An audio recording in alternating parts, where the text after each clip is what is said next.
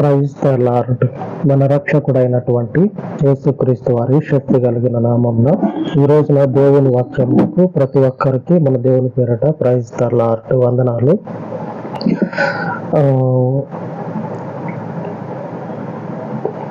ఒక 6 నెలల కిందట ఒక సంఘటన, ఒక సంవత్సరం కిందట ఒక సంఘటన జరిగింది. రెండు సంఘటనలు దేవునికి మేము అంతిస్తాం అని మొక్కుబడి చేసుకున్నవే. రెండు సంఘటనలు కూడా ఈ రెండు సంఘటనలు జరిగినప్పుడు 6 నెలల కిందట ఒకటి, సంవత్సరం కింద ఒకటి జరిగినప్పుడు ఎవరైతే ఆ మొక్కుబడులు చేసుకున్నారో వాళ్ళ జీవితాలు చిరిగిపోయినట్లు కనపడతా ఉన్నాయి. 6 నెలల కిందట, సంవత్సరం కిందట ఏం జరిగిందంటే, ఒక బ్రదర్ ఏమో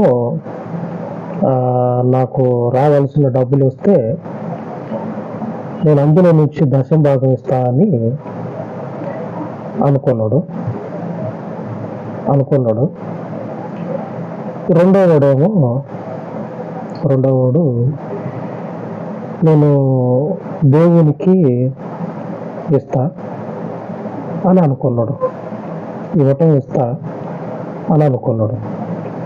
అనుకున్న తర్వాత ఒక 6 నెలలకి ఒకడు ఏం చేసిందంటే మాట మార్చి 5-10 ఇచ్చి ఇవ్వాల్సినటువంటి మిగిలినవి ఇవ్వకుండా చేతులు దులుపుకున్నాడు. ఎంత ఇస్తా అనుకున్నాడో అంత ఇవ్వాల. 5-10 బిచ్చం వేసినట్టు దేవునికి బిచ్చం వేసి చేతులు దులుపుకున్నాడు. ఇంకొకడేమో అసలు తిరిగి చూడాల. అసలు మొదట అయితే ఫోన్లు రావటాలు, ప్రార్థన చేయించుకోవటాలు అవన్నీ ఉన్నాయి. మొదట్లో వాళ్ళ అవసరం ఎప్పుడైతే తీరిందో తర్వాత పత్తా లేడాడు. అట్లాగా చేశారు వాళ్ళిద్దరు జీవితాల్లో. ఒకరి బతికేమో పోయిన సంవత్సరం నిండా మునిగింది, ఇంకొకటి బతికేమో ఒక 6 నెలల కిందట నిండా మునిగింది. ఎందుకు చెప్తా ఉన్నా అంటే, జీవితంలో సంపాదిస్తాం, అనవసరమైనటువంటి ఖర్చులు పెట్టి ఆలోచన చేయం. మన ప్రాణానికి, జీవితానికి నెమ్మదినిచ్చేటువంటి దేవుని దగ్గర మాత్రం తాడాట తెలుసు కదా. తాడాట ఇటు ఒక 10 మంది, అటు ఒక 10 మంది ఉండి లాక్కుంటా ఉంటారు. లాగురా అని చెప్పినాను ఇటు అంటే, ఇంకొంచెం గట్టిగా లాగురా అని చెప్పినాను అటు అంటా ఉంటారు. అట్లాగా దేవుని దగ్గరకు వచ్చి ఇచ్చే దగ్గర ఇవ్వాల్సిన దాన్ని కూడా లాగుతూ ఉంటారు. ఇచ్చే దగ్గర ఇవ్వాల్సింది ఎంత అయితే ఉందో అది ఇవ్వకుండా లాగుతూ ఉంటారు తాడాటలాగా. అట్లాగా చేస్తే కూలిపోతారు. జీవితంలో ఎంతో ఖర్చు పెడతారు, అనవసరమైన ఖర్చు పెట్టినప్పుడు ఇంత ఆలోచన చేయరు. జీవితానికి, మన ఎదుగుదలకి అవసరమైనటువంటి దేవుని సహాయం విషయంలో మనం మొక్కుకున్నది ఏదైతే ఉంటుందో అది నెరవేర్చడానికి కాళ్ళకి పెద్ద పెద్ద బండరాళ్ళు కట్టుకొని ఫోన్లు చేసి కాళ్ళకి బండరాళ్ళు ఉన్నాయి రాలేకపోతున్నా అని చెప్తారు. అవసరం ఉన్నప్పుడేమో పర్వతాలు కాళ్ళకు అడ్డు ఉన్నా సరే దాటుకొని వస్తారు. చెప్పొచ్చేది ఏంటంటే, యాకోబు పర్ఫెక్ట్గా ఈ మొక్కుబడి విషయంలో నిక్కచ్చిగా ఉన్నాడు. అంతే విధంగా దేవుడు ఆశీర్వదించడం వల్ల ఆ మనుషుడు ఎక్కడున్నాడో కూడా నుదుటి మీద చేయి పెట్టుకొని చూడాల్సినటువంటి పరిస్థితి ఆ మనుషుల్ని చూసేటువంటి వాళ్ళ జీవితాల్లో కనపడతా ఉంది. నుదుటి మీద చేపెట్టుకోవటం అంటే తెలుసా? ఇట్లాగా ఇట్లా ఆయన పెట్టుకొని ఎక్కడున్నాడో అని యాకోబుని చూడాల్సిన పరిస్థితి. అంతగా దేవుని చేత ఆశీర్వదించబడ్డాడు. ఆమె మనం కూడా ఇప్పుడు నేను ప్రార్థన చేస్తా, ప్రార్థన చేసి దీవించాలి, ఆశీర్వదించాలి, బలంగా దేవుని ప్రజలు కావాలి, సహోదరులు బలవంతులుగా మారాలని ప్రార్థన చేస్తే లైకులు చేస్తారు, కామెంట్లు పెడతారు, అది వైరల్ అయిపోతుంది. కానీ ఇచ్చే దగ్గర మాత్రం అస్సలు ఇవ్వరు. ప్రార్థన చేసినప్పుడు దేవుడు వింటాడు. ఎన్నో ప్రార్థన నెరవేరాలంటే మన చేతిలో ఉన్నటువంటిది దేవునికి ఇవ్వాలి కదా. మొక్కుకున్న దగ్గర ఎంత మొక్కుకున్నామో అంతా దేవునికి ఇచ్చేయాలి. యాకోబు జీవితంలో మనం చూద్దాం. ఆదికాండము 28వ అధ్యాయము చివరి వచనం ఇలాగ రాయబడింది. మరియు స్తంభముగా నేను నిలిపిన ఈ రాయి దేవుని మందిరమగును, మరియు నీవు నాకు ఇచ్చి యావత్తులో 10వ వంతు నిశ్చయముగా నీకు చెల్లించదనని మొక్కుకొనేను. యాకోబు చేతిలో కట్ట ఉంటుంది. పొలానికి పోయేటప్పుడు కట్ట తీసుకెళ్తారు. పాతకాలంలో మనుషులు ఏదన్నా ఊరు బావులన్నా కానీ చేతిలో కట్ట పట్టుకొని పోతారు. ఈ పాములు లేకపోతే కుక్కలు ఏదన్నా అడ్డు అవాంతరాలు ఎదురైతాయో అని చెప్పినని చేత కట్ట పెట్టుకొని పోతారు. ఆ ప్రార్థన చేసినప్పుడు యాకోబు చేతిలో ఆ కట్ట ఒకటే ఉన్నదని దేవునితో చెప్తా ఉంటాడు. తిరిగి వచ్చేటప్పుడు మొదట ఆ బంధువుల ఇంటికి వెళ్తా ఉన్నప్పుడు ఈ ప్రార్థన చేస్తాడు. ఏమిది తీసుకొని పోవట్లా, వ్యాపారం చేద్దాం అని చెప్పినని పెట్టుబడిగా ఏమి తీసుకొని పోవట్లా, చేతిలో ఒక కట్టే ఉన్నది. మన చేతిలో డిగ్రీలు ఉంటాయి, పీజీలు ఉంటాయి, వాటిల్లో మంచి మార్కులు ఉంటాయి. కానీ ఆదాయం చూస్తే, ఆ వెనుక జీవితం చూస్తే దానికి తగ్గట్లుగా జీవితం ఉండదు. దేవుని ఆశీర్వాదం లేకపోవటం వల్ల ఈ మనుషుని జీవితము చేతులు కట్టే ఉన్నది. ఆ కర్ర తీసుకొని పోతా ఉండి దేవునికి ప్రార్థన చేస్తూ ఉంటాను. నేను పోయినాక ఖాళీగా ఉండను కదా, పని చేస్తూ ఉంటా. నేను పని చేసి నాకు వచ్చేటువంటి నా రాబడిలో నువ్వు నాకు ఏదైతే ఇస్తావో ఆ ఆదాయంలో నుంచి 10వ వంతు నేను నీకు ఖచ్చితంగా ఇస్తా. ఖచ్చితంగా నీకు 10వ వంతు తీసి పెడతా నేను అని మొక్కుకుంటాడు. వ్యాపారం చేయటానికి పోయేటోడన్నా పెట్టుబడిగా అంతో ఇంతో తీసుకుపోతాడు. ఈ యాకోబు దగ్గర ఏమీ లేదు. కొత్త మనుషుడు, ఒంటోడు పోతా ఉన్నాడు. కోత దేవునికి ప్రార్థన చేస్తా ఉన్నాడు.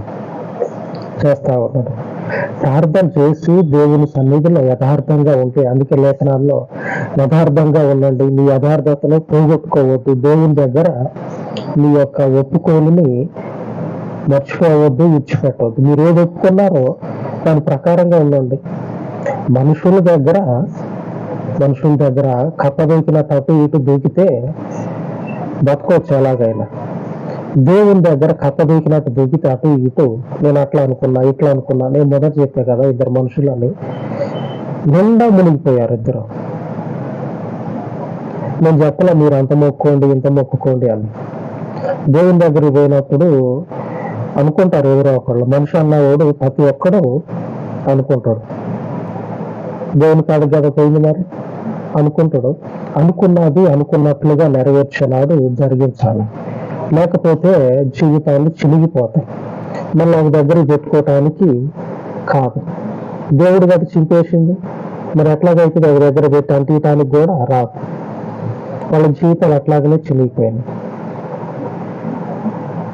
జీవితంలో ఎదుగుదలకి తోడ్పడేటువంటి ఈ మొక్కుబడులు, అలాగనే దేవునికి మనం ఇవ్వాల్సినటువంటి మన ఒప్పుకున్నంతగా ఎట్లాగైతే ఒప్పుకున్నామో అంతా పక్క పెట్టాలి. మంద కాదు అనుకొని పక్క పెట్టేసేయాలి. ఈ యాకోబు కూడా అదే చేసినట్లు కనపడతా ఉంది. ఏది చేసిందంటే, నేను మొక్కిన నా మొక్కుబడిని నేను మొక్కుబడి తీర్చుకున్న తర్వాత ఏం జరుగుతుంది, లాస్ట్లో చూద్దాం ఏం జరుగుతుందో. ఇప్పుడు మన ఈరోజు వాక్య ధ్యానము ఏమిటంటే కీర్తనల గ్రంథము 50 అధ్యాయము 14 వచనంలో ఇలాగ రాయబడి ఉన్నది. దేవునికి స్తుతి యాగము చేయుము, మహోన్నతునికి నీ మొక్కుబడులు చెల్లించుము. ఈ వచనంలో మన వాక్యము ఈరోజు మహోన్నతునికి నీ మొక్కుబడులు చెల్లించుము. ఖచ్చితంగా దేవునికి మన మొక్కుబడులను చెల్లించాల్సినటువంటి బాధ్యత, ఆలోచన మనకు ఉండాలి. ఆయన మహోన్నతుడు. మనుషుల మధ్యలో చెప్పేటువంటి ప్రతి మాటను కూడా నెరవేర్చాల్సిన అవసరం లేదు. అంతేకాదు, ఎవడు అడుగుతాడు? దేవుని దగ్గర కనుక చెల్లించకపోతే ఆ పర్యావసానం, ఆ మేలు అనేది లేకపోతే కీడు అనేది అనుభవించాల్సి వస్తుంది. తర్వాత అనుభవించాల్సి వస్తుంది. యథార్థంగా ఉంటేనేమో మేలు అనుభవిస్తాం, కప్ప దూకినట్టు అటు ఇటు దూకితేనేమో కీడు అనుభవించాల్సి వస్తుంది. తిరిగి మళ్ళా కూర్చుకోవటానికి ఒక దగ్గరికి చేర్చి, అవును చినిగిపోయింది కదా మళ్ళీ బాగు చేసుకున్నాం అని అంటానికి వీలు లేకుండా దేవుని చేత మొత్తబడతాం, కొట్టివేయబడతాం, తీసివేయబడతాం. జీవితంలో ఎదుగుదల అనేది దేవుని దగ్గర నుంచి ఉంది. కానీ ఆ ఎదుగుదలకి కావలసినటువంటి అర్హత మనం సంపాదించాలంటే మనం మొక్కినటువంటి ఆ మొక్కుబడిని, మనం అనుకున్నటువంటి ఆ ఒప్పుకోలుని నెరవేర్చే వారంగా ఉండాలి, నెరవేర్చాలి. నెరవేర్చిన నాడే దేవుని మేలు అనేది మన జీవితంలో కనపడుతుంది. నెరవేర్చకపోతే కూడా ఆ కీడు అనేది కనపడుతుంది. ఎంతమంది మొక్కుకుంటారో వాళ్ళ మొక్కుబడులు తీరుస్తారో వాళ్ళ జీవితాల్లో దేవుని క్షేమం అనేది, ఆ మేలు అనేది నిలబడుతుంది వాళ్ళకి. ఇదే యాకోబు పోయేటప్పుడు ప్రార్థన చేసిండు. ఏమని ప్రార్థన చేసినంటే, నువ్వు నాకు ఏదైతే ఇస్తావో, నేను పనిచేస్తా ఉన్నా, నాకు వచ్చింది ఆదాయం, ఇందులో నుంచి నీకు నేను 10% తీసి ఇస్తా అని చెప్పానని మొక్కుకుండో. పోయేటప్పుడు తిరిగి వచ్చేటప్పుడు ఏమని ప్రార్థన చేస్తాడో అది చూద్దాం. తిరిగి వస్తా దేవునికి ప్రార్థన చేస్తా ఉంటాడు. ఏమనంటే,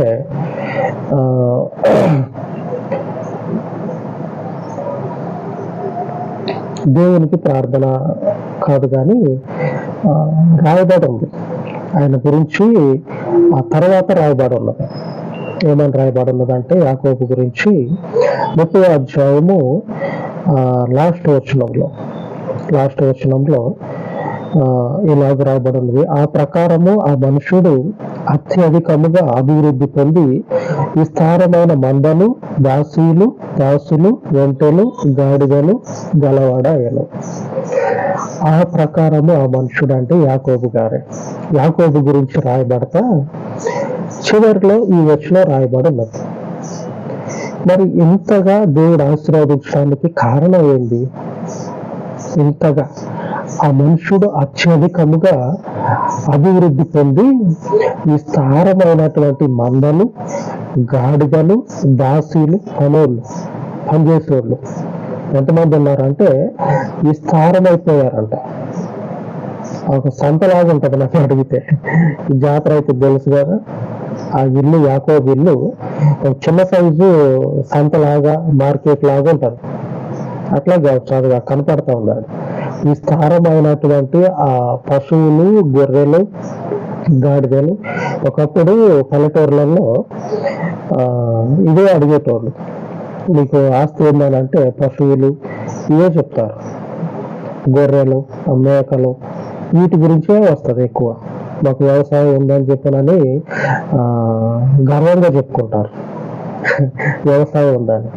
అప్పట్లో అదే వాళ్ళ స్టేటస్ అంటే వాళ్ళకున్నటువంటి ఆధిక్యత, వాళ్ళకున్నటువంటి గౌరవం ఏంటంటే వ్యవసాయంలో మాకు ఇన్ని పశువులు ఉన్నాయి, ఇన్ని గొర్రెలు ఉన్నాయి అని చెప్పనని ఎక్కడికి పోయినా సాయంత్రం 4 గంటలకే ఇంటికి పోతారు. ఎందుకంటే ఆ టయానికి పాలు తీయాలి. అట్లాగా విస్తరించిపోయిందంట యాకోబు. మరి విస్తరించకపోయిందంటే ఇప్పుడు కూడా చాలా మంది అభివృద్ధి పొందాలని ఏదేదో దేవునికి చేయాలని చెప్పి అనుకుంటారు. ఏది చేయరు. వాళ్ళు అనుకున్న దాంట్లో కూడా సరైనటువంటి వృద్ధి లేక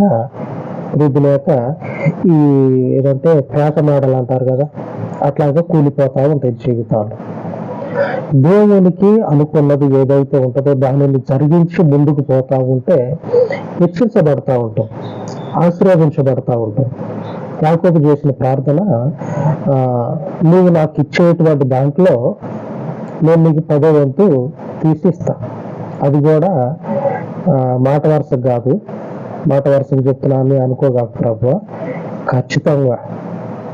ఖచ్చితంగా నిజంగానే నేను చేస్తా. నువ్వు నాకు ఇచ్చేది ఏదైతే ఉంటుందో దాంట్లో నీకు ఖచ్చితంగా 10వ వంతు తీస్తా. ఇది దాంట్లో నుంచే అంత గిల్లి చేమలకు వేసినట్లు అందులోంచి కొంచెం తీసి దేవునికి ఇస్తా ఉన్న దాంట్లోంచి కొంచెం తీసి ఆ కొంచెంలోనే చినిగిపోయిన నోట్లు, చల్లని రూపాయలు దేవునికి ఇచ్చి అయిపోయింది. ఇక మొక్కుబాటు తీర్చిన ఇంకా ఏమొస్తుందా, దేవుడు ఏం దీవిస్తాడా అని చెప్పిన దీవెన పక్కకు పెట్టి ఉన్నది ఊడిపోకుండా చూసుకో. జరిగేది అదే. ఆయన ఇచ్చింది మనం నిలుపుకోవాలంటే మనం ఆయనకి ఏం చేసినాం, ఏదైతే ఒప్పుకున్నామో దాని చేయాలి, మనకి నిలబడిపోతుంది. ఆమె ఆశీర్వదించబడతాం. యాకోబు గురించి రాయబడ్డది, ఆ మనుషుడు అత్యధికంగా అభివృద్ధి పొందిందట. ఏ వ్యాపారము మొదలు పెట్టలా, వ్యాపారానికి ముందు ఏ పెట్టుబడి పెట్టలా. చేతిలో కర్ర ఒకటి తీసుకొని పోత మార్గ మధ్యంలో దేవుడు కనపడి పలకరిస్తే దేవునికి ప్రార్థన చేస్తా ఉన్నాడు. ఇట్లాగా నీవు నాకు చేస్తే నేను కూడా ఇట్లాగా నీకు ఖచ్చితంగా చేస్తా. నేను నా జీవితంలో ఎత్తు పల్లాలు ఉండొచ్చు, ఒకళ్ళిద్దరిని మోసం చేసిన ఎత్తు పల్లాలు ఉండొచ్చు, కానీ నీ దగ్గర మాత్రం చెయ్యను. ఖచ్చితంగా ఇస్తా నీకు, ఖచ్చితంగా ఇస్తా అని ఖచ్చితంగా చేసిండు కాబట్టే రాయబడ్డది. ఆ మనుషుడు అత్యధికంగా విస్తరించుకుపోయిండు, కొంచెం కాదు. చూసేటోళ్ళు వీడు నిన్న మొన్న కర్ర చేత పట్టుకొని వచ్చిండు, ఇప్పుడు ఎట్లాగా అయిపోయిందంటే మా చుట్టుపక్కల ఉన్నటువంటి మా వాళ్ళకు మించిపోయింది అని చెప్పుకునేంతగా అయిపోయింది. అలాగా కూడా రాయబడి ఉన్నది. పక్కన ఉన్న వాళ్ళు తెలిసిన వాళ్ళే అనుకుంటా ఉంటారు, వీడు మా ఇంట్లో ఉన్న దాన్ని తీసుకొని మమ్మల్ని మించిపోయాడు, మా దగ్గర పని చేసుకుంటేనే వీడు మమ్మల్ని మించిపోయాడు అని అనుకుంటా ఉంటారు. ఇప్పుడు ఆలోచన చేయండి, ఎంతగా దేవుని ఆశీర్వాదము ఉంటుందో. అనుకున్నటువంటిది మహోన్నతునికి, మన బోటి మనుషులకు కాదు, మహోన్నతుడైన దేవునికి చెల్లిస్తే ఆశీర్వాదం అనేది మనకే నిలబడుతుంది. మన తర్వాత వారికి, మనలో ఎవరైతే ఉన్నారో ఇంటి వాళ్ళకి నిలబడుతుంది. ఆమె ఆ ఒప్పుకోలుని, ఆ మొక్కుబడిని పెండింగ్ అలాగనే చేయకుండా ఉంటే నెరవేర్చండి, జరిగించండి. జీవితానికి వృద్ధి అనేది కలగాలనే ఆలోచన ఉంటే నెరవేర్చండి. మన జీవితానికి మనమే బాటలు వేసుకోవాలి, కానీ ఉన్న బాటని మనమే తీసేసుకోవద్దు. ఆమె అలాగ జీవితాల్లో ముందుకు పోయి ఒప్పుకున్న దానిని మనం నెరవేర్చేలాగా దేవునికి ప్రార్థన చేసుకుందాం.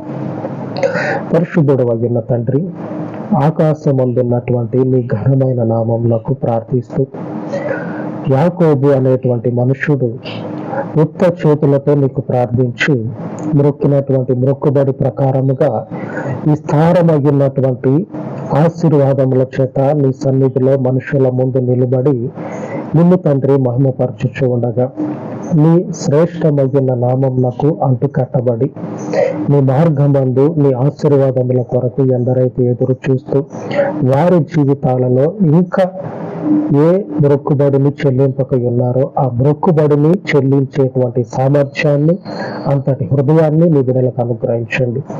అనుదినము కూడా తండ్రి విడువక నిన్ను అనుసరిస్తూ ఉండగా మా జీవితాలలో ఉన్న ప్రతి లోటుపాటుని సవరించి దీవించబడేటువంటి వారముగా, అత్యధికముగా ఆశీర్వదించబడేటువంటి వారముగా మీ బిడ్డలను, మీ మందిరమును ఆశీర్వదించండి. మీరు జ్ఞాపకం చేసుకునండి. మీ ఘనతను బట్టియే ఈ మనవులను మీకు అప్పచెప్తూ మా పక్షముగా నిలిచి మమ్మలను ఆశీర్వదించమని మీ పరిపూర్ణతకు తండ్రి ఈ మనవులు ప్రతిష్ఠించి యేసు నామమున ప్రార్థించి వేడుకొనుచున్నాను తండ్రి. ఆమేన్, ఆమేన్. మన దేవుని కృప నిత్యము మనకు తోడై ఉండును గాక. ఆమేన్, ఆమేన్.